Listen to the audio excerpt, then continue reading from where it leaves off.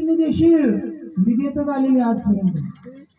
हा विधेयतच आलेली आजपर्यंत. आणि मामाची एक उदाहरण मामाचा हात मामाची लक्ष्मी आपल्या शेतात येणे आपल्या गावात येणे. हो त्याची काहीतरी आपली काळपूर्वी जन्माची पुण्य शिल्लक लागत असते.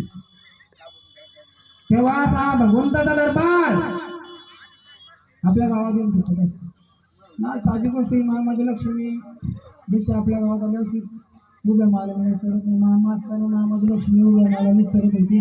ज्यावेळेस मामाने 1964 सालात समाधी घेतली आज मोठी काळाप्रमाणे 60 वर्ष झाली मामाला समाधी घेऊन आजपर्यंत मामाची लक्ष्मी उभ्या मारण्याने करत होती.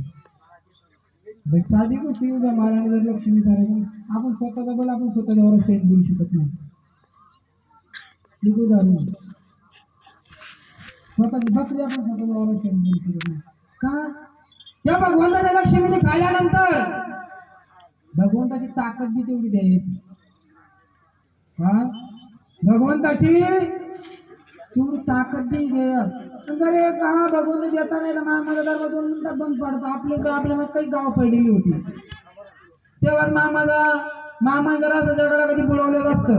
जगाला कधी काही दिलंच नसतं तर मामाच्या एक पालखी 19 ठिकाणी पालख्या झाल्या नसत्या. हा 19 ठिकाणी असा भगवंताच्या पालख्या झाल्या नसत्या. मामाजी बोल होते तुम्हाला 1 रुपया देशील तुला बाळू धनगर हजाराने देईल. तुम्हाला 1 रुपया का घेशील ना तुम्ही आल्यानंतर हे तुझ्या हाडाला हाड जोडून तुझ्याकडून माझा 1 रुपया वसुली करेल तर या जगाचं बाळू धनगर नाव सांगेल. याचं सांगणार नाही. काय सांगणार नाही. आता एक सांगते हा भगवंत उड्या माळावर 10% मामाच्या दारात कोणती वस्तू कोणत्या साईडला पडेल असते. काय कोणती वस्तू मामाची कोणत्या साईडला पडत असते. साधा सुतळीचा तोडा देखील मामाच्या दरबारातून हालत नाही. आणि त्याने याला मामा त्याला सोडत नाही. मामाने जरी समाधी घेतली 1966 साला मामाचे बोलू मी फक्त माझा ध्येय आत्मा पुरा सोडलेला आहे.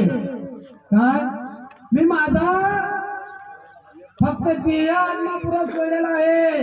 आजही या बाळू धनगराला जीव त्या लक्ष्मी ते म्हणून हा मामाचा दरबार चालू आहे.